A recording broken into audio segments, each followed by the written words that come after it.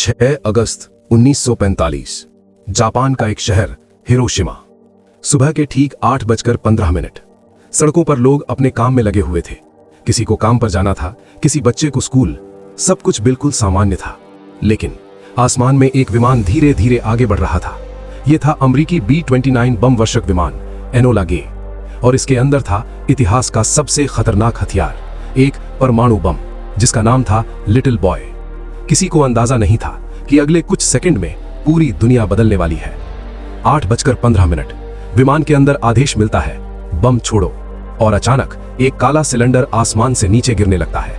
कुछ सेकंड, बस कुछ ही सेकंड, और फिर इतिहास का सबसे भयानक विस्फोट। एक इतनी तेज चमक कि कई किलोमीटर दूर खड़े लोगों की आंखें बंद हो गईं, और फिर एक विशाल आग का गोला आसमान में उठने लगा। तापमान सूरज की सतह जितना गर्म। कुछ ही सेकंड में पूरा शहर आग में बदल गया। इमारतें, सड़कें, लोग, सब कुछ एक पल में जलने लगा, और आसमान में उठ गया एक विशाल मशरूम क्लाउड। कुछ मिनट बाद जो शहर कभी जिंदा था, अब वहां सिर्फ खामोशी थी। हजारों घर राख बन चुके थे। सड़कों पर लोग मदद के लिए चिल्ला रहे थे। कई लोग समझ ही नहीं पा रहे थे कि उनके साथ हुआ क्या है। आसमान से काली बारिश गिरने लगी। इसे बाद में कहा गया ब्लैक रेन, रेडिएशन से भरी हुई बारिश। जो भी इसके संपर्क में आया, उसकी जिंदगी हमेशा के लिए बदल गई। लेकिन ये त्रासदी यहीं खत्म नहीं हुई। 3 दिन बाद 9 अगस्त 1945 एक और शहर नागासाकी और एक और परमाणु बम फैट मैन। दुनिया ने फिर वही डरावना दृश्य देखा।